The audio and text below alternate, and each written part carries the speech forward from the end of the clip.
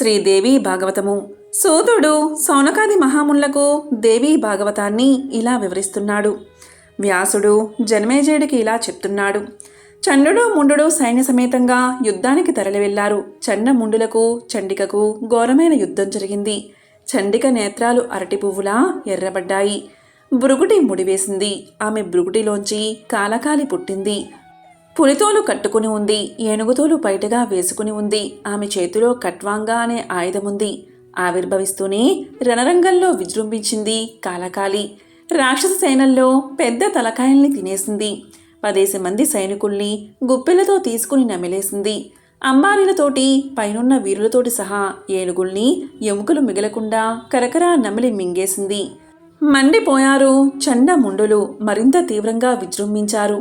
ఈషిక శాస్త్రంతో వారి బాణాల్ని చెదరగొట్టేసింది చండిగా. మస్త్ర పాసాలతో ఆ ఇద్దరినీ కట్టేసి జగదంబ దగ్గరకు లాక్కెళ్ళింది. యుద్ధమనే యజ్ఞంలో బలిపశువులు ఈ రాక్షసులు అంటూ కత్తితో వారిద్దరి తలలు నరికేసింది కాళీ. జగదంబ సంతోషించింది. కాళీ చండముండుల్ని చంపినా నువ్వు ఇకపై చాముండా అనే పేరుతో వర్ధిల్లు అని దీవించింది. ఈసారి అపారమైన సేనతో వచ్చాడు రక్తబీజుడు. దుస్సహనమైన యుద్ధం జరిగింది. రక్తబీజుడు దేవి సింహంపై బాణవర్షం కురిపించాడు. దేవి ఆ బాణాలన్నీ ఖండించి ఒక చిలికి పట్టిన బాణాన్ని సంధించింది. వెంటనే ఆ కర్ణాంతం లాగి విడిచింది. బాణం వెళ్ళి రక్తబీజుడి గుండెలకు తగిలింది. తెలివి తప్పాడు రథం మీదించి. అలాగే కింద పడిపోయాడు రక్తబీజుడు. గొల్లు మన్నారు రాక్షసులు. ఆ గోల శుంభుడి చెవిదాకా వెళ్ళింది. వెంటనే తన రాక్షస సేన సమస్తాన్ని ఆయుధాలతో సిద్ధం కమ్మని ఆజ్ఞ జారీ చేశాడు. కాంబోజ వీరులు వారిని అనుసరిస్తూ కాలకేయాసురులు వెంటనే యుద్ధంలోకి వెళ్ళండి, రక్తబీజుడికి అండ నిలవండి అని ఆజ్ఞాపించాడు. తక్షణమే బ్రహ్మాండమైన చతురంగ సేన యుద్ధ రంగానికి బయలుదేరింది. వస్తున్న సేనా సమూహాన్ని దూరం నుంచే చూసింది దేవి. భీషణంగా ఘంటానాదం చేసింది. ధనుష్టాకారం చేసింది. శంఖం పూరించింది. చాముండి హోంకరించింది. కాలిక నోరు తెరిచి భయంకరంగా అరిచింది.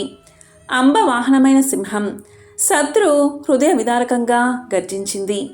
సమస్త సేనావాహిని ఒక్కసారిగా దేవిపై విరుచుకుపడింది. అదే క్షణంలో ఆకాశం నుంచి యుద్ధం చేస్తున్న దేవతల శక్తులు ఒక్కటొక్కటే దిగివచ్చి రాక్షసులను ఢీకొనసాగాయి. బ్రహ్మశక్తి బ్రాహ్మణి హంస మీద వచ్చింది. ఆమె కమండులు జలం చల్లి ఎందరో రాక్షసుల్ని చంపేసింది. గరుడ వాహనం మీద విష్ణుశక్తి వైష్ణవి వచ్చింది. గదతోటి చక్రంతోటి ఎందరెందరో దైత్యుల్ని చితక్కొట్టింది, నరికేసింది. శివశక్తి శివ నంది మీద దిగింది. త్రిశూలంతో రాక్షసుల్ని రక్తపుటేరులో ముంచసాగింది. ఐరావతం మీద వచ్చింది ఇంద్రశక్తి ఐంద్రి. వజ్రాయుధంతో దానవాలని దునుమాడింది. అలాగే కోమారి, వారాహి, నారసింహి, కౌబేరి, యామి, వారుని మొదలైన దేవతలందరి శక్తులు రణభూమికి తరలివచ్చాయి. అంబవారిని చూసి మెచ్చుకుంది. ఆ శక్తుల నడుమ భూతనాథుడైన శివుడు ప్రత్యక్షం అయ్యాడు. శక్తులకు మరింత హుషారియసాగాడు. అది గమనించింది చండిక. శివుడి ప్రోత్సాహం చెవిన పడ్డంతో ఆమె దేహం నుంచి ఒక అద్భుతమైన తేజస్సు బయటకు వచ్చింది. దానితో పాటే 100 నక్కల గుంపు ఉంది. 100 నక్కలు ఏకకాలంలో ఓలయిస్తే ఎలా ఉంటుందో ఆ కొత్త శక్తి గొంతు అలా ఉంది. ఆ శక్తి పేరే శివదూతి. ఆ శివదూతి శివుణ్ణి సమీపించింది. కామంతో కళ్ళు మూసుకుపోయి ఉన్నాడా శుంభుడు. ఇప్పుడు నువ్వే రాయబారిగా వెళ్ళు. వాళ్ళని పాతాళానికి పొమ్మను, లేకుంటే వాళ్ళ శరీరాల్ని నక్కలు పిక్కు తింటాయని చెప్పు అంది. ఆమె మాట ప్రకారం శుంభుడి వద్దకు రాయబారిగా వెళ్ళాడు శివుడు. అంబిక పంపిన దూతగా వచ్చాను నేను. త్రిపురాసుల్ని చంపిన శివుణ్ణి నేను. నా మాట విను. అంబికతో పోరాడి ప్రాణాలు పోగొట్టుకోకు అంటూ చెప్పాల్సిందంతా చెప్పాడు. అది విని చిందులు తొక్కారు శుంభని శుంభులు. ఇటు యుద్ధరంగంలో కొత్తగా పుట్టిన శివదూతి తన భయంకరమైన అట్టహాసాలతో రాక్షసుల్ని మూర్ఛ పోగొడుతుంది. వాళ్ళు తిరిగి తేరుకునే లోపలే కాళీ, చాముండా వాళ్ళని తినేస్తున్నారు. గోలగోలగా ఉంది రణభూమి. రక్తబీజుడు స్పృహలోకి వచ్చాడు. దేవతల విజయధ్వానాలు, రాక్షసుల ఆర్తనాదాలు విన్నాడు. కంటి ముందర జరుగుతున్న మారణహోమం చూశాడు. పదే పదే వింటినారి మోగిస్తూ దేవి మీదకు ఒక్క ఉదుటన దూసుకెళ్లాడు. రక్తబీజుడి శరీరంలోంచి ఎన్ని రక్తపు బిందువులు నేలపై పడితే అంతమంది రక్తబీజులు పుడతారు. అంతమంది కూడా రూపంలోనూ బల పరాక్రమాల్లోనూ సైతం అచ్చం అతనిలాగే ఉంటారు. అతనికి అది శివుడి వరం. ఆ ఆకారంతోటే అంబికని కాళికని చంపుదాము అనే తలుపుతో వస్తున్న రక్తబీజుడికి హఠాత్తుగా ఎదురైంది వైష్ణవి. చక్రం ప్రయోగించింది. చక్రం రక్తబీజుణ్ణి గాయపరిచింది. అతని శరీరం రక్తసిక్తమైంది. ఆ రక్తం నేల తాకుతూనే అనేక మంది రక్తబీజులు జన్మించారు. అంతలో ఐంద్రి తన వజ్రాయుధంతో కొట్టింది. రక్తబీజుడికి గాయమైంది. మరో అంత రక్తం ఒలికింది. మరో అంతమంది రక్తబీజులు ఆవిర్భవించారు. శక్తులన్నీ ఏకమై అతన్ని చంప ప్రయత్నించినా ప్రయోజనం లేకపోయింది. అసలు సంగతి అర్థమైంది అంబకి. చాముండా, నీ నోరు విస్తారం పెంచుకో. రక్తబీజుడి శరీరం నుంచి ప్రవహించే రక్తం కింద పడకుండా తాగేయి. ఒక్క రక్తబొట్టు కూడా నేల పడకూడదు. అంతదాకా వీడి ఆట కట్టేదారే లేదు. నేను కొట్టిన ప్రతివాణ్ణి నువ్వు భోంచేసేయి అంది. ఒక్క గర్జన చేసింది చాముండి. తన నోరు విశాలంగా పెంచేసింది. రక్తబీజుడి దగ్గరకు వెళ్ళింది. అంబ కత్తితోటి ముసలంతోటి అతన్ని కొట్టడం ఆరంభించింది.